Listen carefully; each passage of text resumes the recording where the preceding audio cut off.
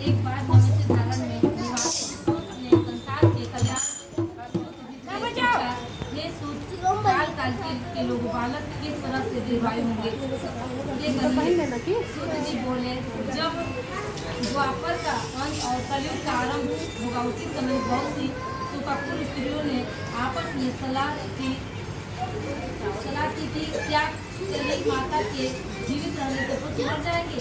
जब वे आपस में कुछ निर्णय नहीं कर सकी तब गौतम जी के पास जब उसके पास पहुंची तो उस समय गौतम जी आनंद के साथ बैठे थे। उनके सामने जाकर उन्होंने मस्तक झुकाकर प्रणाम किया।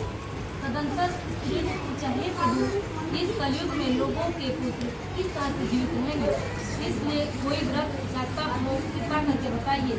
इस तरह उसकी बात सुनकर गौतम जी बोले, आपस में वही बात कहूँगा जो मैंने पहले से सुनी रखी है।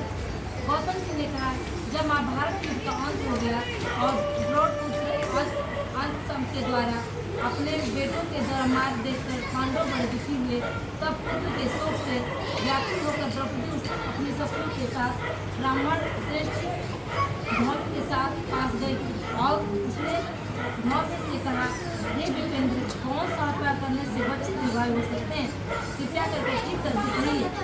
धौम्य बोले, सचिव में सत्य वचन बोले से सत्य चरण करने वाला समदर्शी जितवाहन नाम का एक राजा था।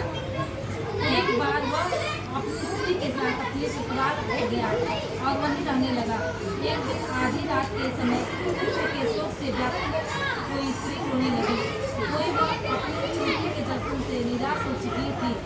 उसका पुत्र मर चुका था। वह रोती हुई कहती हुई, हाय मुझ बूढ़ी की माता के सामने मेरा बेटा मरा जा रहा है। इसका तदंतर सुनकर राजा जितवाहन का तो मानो हृदय उद्गत हो गया। वह तत्काल उस स्त्री के पास गया और उससे पूछा, तुम्हारा बेटा कैसे मरा। बूढ़ी ने कहा, गुरु प्रतिदिन आकर गांव के लड़कों को खा जाता। इस पर दयालु राजा ने कहा, हे माता, अब रो मत, आनंद से बैठो, मैं तुम्हारे बच्चे को बचाने का यत्न करता हूँ।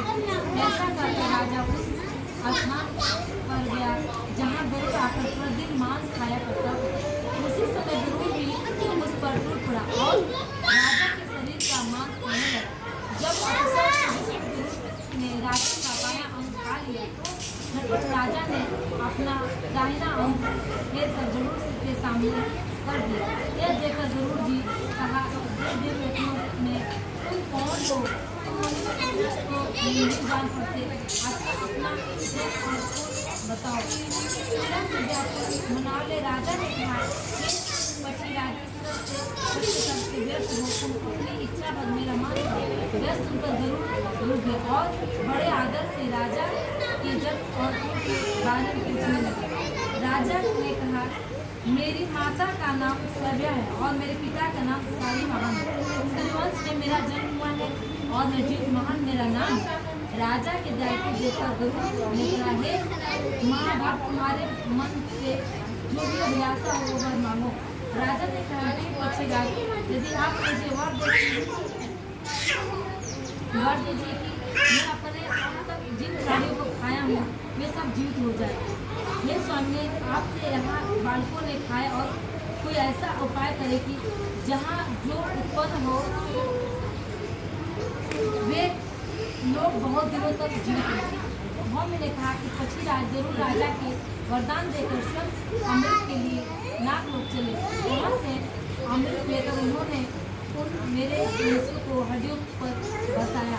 ऐसा करने से जब सब लोग जीवित हो गए जिनको वहाँ गरुड़ ने खाया, राजा के त्याग और गरुड़ की कृपया पाहुनों आने को बहुत कष्ट हो गया। उस समय राजा के शरीर शोभा दूरी हो गई थी। राजा के ध्यान देखकर गरुड़ ने फिर कहा, मैं संसार के कल्याण के एक वरदान दूंगा। आज अष्टमी कृष्ण सप्तशती रहित शुभ अष्टमी तिथि है। आज ही तुमने यहाँ की प्रजा को जीवन दान दिया है। यह वर्ष अब से ये दिन जाहिर हो गया है। जो मृत्यु भेद में विश्व नामों से प्राप्त हो वही त्रिलोक से मृत्यु दुर्गा अमृत प्राप्त करके अर्थ में जीव पुत्रिका कहला है। तो इस तिथि